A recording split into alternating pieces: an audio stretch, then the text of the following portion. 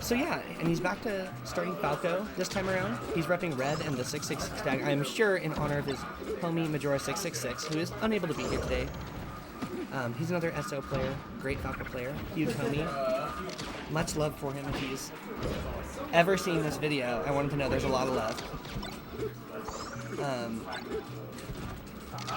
Thank you so much for the follow, by the way. Appreciate that. Anybody who's out here watching Melee with us, you rule.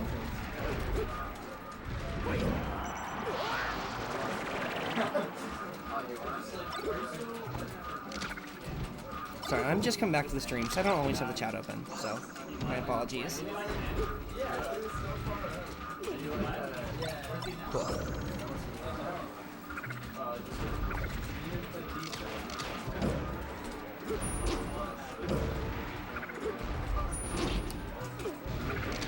Anyway, I did a little sidetrack there. Nephilim, he's one of SO's finest as well. He's always been pretty high on FPR. I think he's number 3 right now. I think he's been number 1 before the days of the Van Dyke brothers. But since then, Shrek, Whisper, and KBD have pretty much held the number 1 and number 2 spot, I think. Nephilim's been a long-time strong player there from their region. He had a very strong showing at the Oregon Arcadian when we did that like a year and a half ago or something. I believe he got 4th. He did great at that tournament.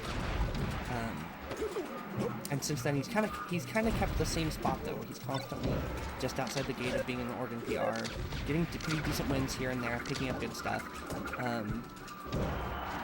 Having very close sets with a couple of our top players like Ford Money. I believe he had a really close set with Mustache Massacre. I don't remember at what, but I remember there being a very close set between them. But he hasn't yet clutched one of those kinds of wins. Obviously, Qwins is the favorite to win this. He's not currently on the Oregon State PR because of lack of attendance, but we all know he's a very strong player. Very likely between our 6th, 7th, maybe 8th on our PR. He'll argue that he's higher than that, but he's got to get results to prove it. And with the room memeing about him missing his charge shots, you know that and with him missing his charge shots, you know, maybe it's right for him to not be there. He'll give us a showing though, and currently he's looking pretty decently strong for this matchup at least. I won't be surprised if we see a character change from Nephilim in game 2, but he might be thinking, you know what, I just didn't have the knowledge earlier game. He could stick to his game plan and just try to be tighter about it. He might change it drastically, or he could always switch character. And maybe he just thinks a stage might make a big enough difference. These are all best of 5 sets again, so he's got a lot of time to figure it out. Game 1's not that big of a deal. As they were joking about on whichever last major was up, I forget. They're all talking about how it's game 1's not that important, right? It's just data. But the data that this one tells us is that Qwins won game 1 pretty strongly.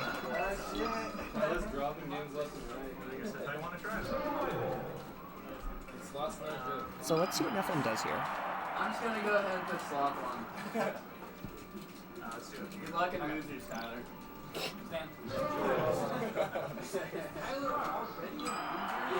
He does. He switches over to Fox. I love to see how this goes. This is going to be something different.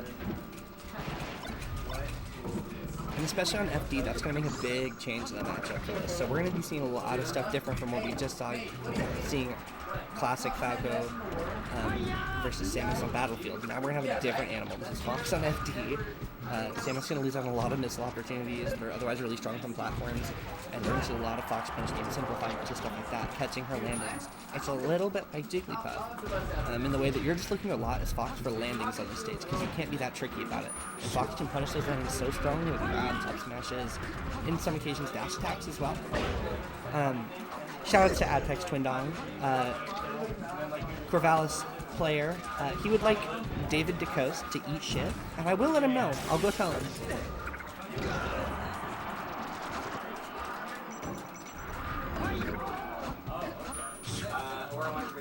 I can't take a photo. Don't talk to me, Shad. Play a game.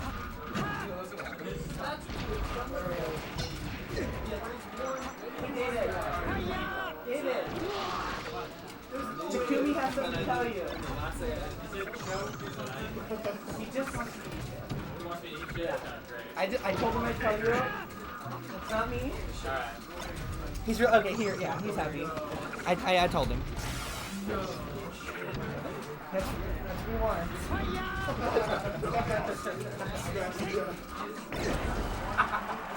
Yeah, I let him know. Excuse me.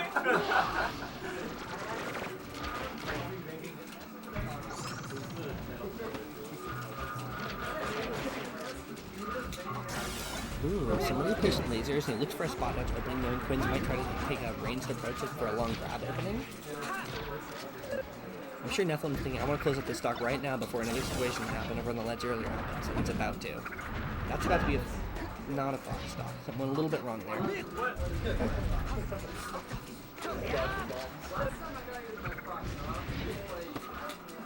Ooh, a good grab from Qwins.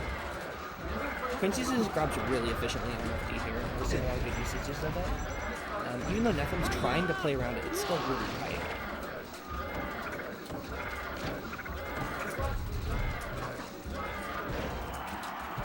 A well-placed down tilt, but it's just before the percentage where that's actually going to kill. Dio's a little sloppy, but it still wasn't enough.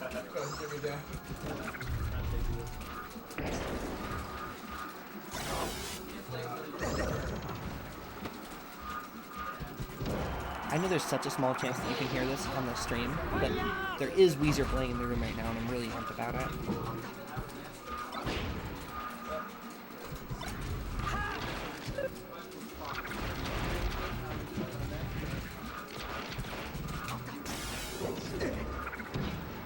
I'm gonna go as far as saying, first of all, I don't know if Samus's B is invincible frame 1, but I'm gonna go as far as saying I don't know what a single move in the game's frame data is.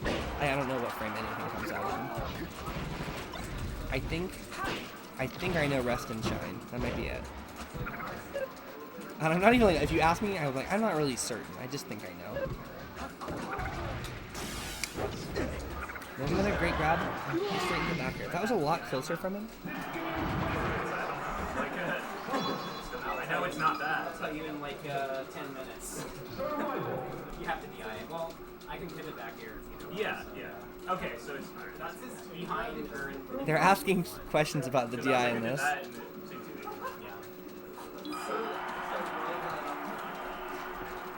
Very sportsmanlike for Qwins to answer. His first answer to it, of course, being a question, hey, do I have to DI that like this? And he says, ask me in 10 minutes. Ooh, that's a really rough beginning. Nephilim is our gracious host for this tournament, so if his performance is a little distracted or maybe not up to his par, I would totally understand. Being the TO for your own event is a little rough to also compete. No. Yeah.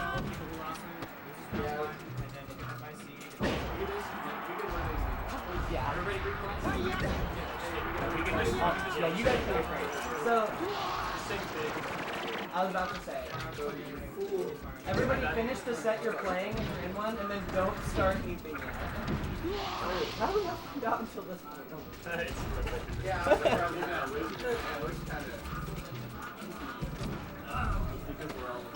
Or maybe Qwins is good. I think Qwins is pretty good.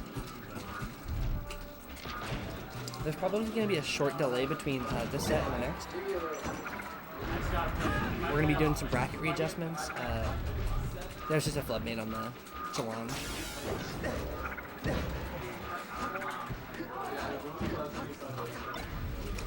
Yeah, the run through someone turn on F smash, best option. While I totally agree, it has a name. It's the Tafo. It's the classic Tafo move. One of my favorite things to do pretty much is any secondary. If Puff was a little faster, I'd still do it.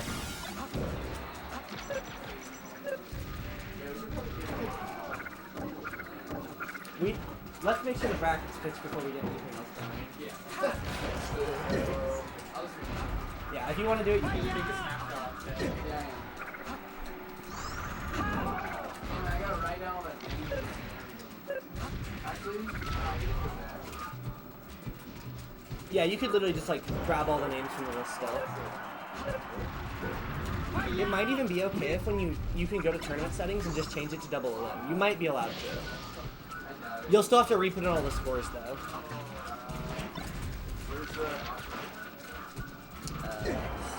Scroll up. It'll have like a tournament settings. And if you change it, it's probably going to ask you to have to restart it. So as long as you have that picture for reverse, okay. You can't. Okay, if you want though, you can go to participants and copy paste all of them though. Also in the top right, see in the bar where op settings is, there's participants. And you could literally copy paste that if you want and clean it up. Okay, so we have a little hiccup, but we have a set ending here. 3-0, Qwins over Nephilim. He stayed Fox after the counter pick change, which isn't like a huge surprise. We're going to step aside for a second while we get this cleaned up.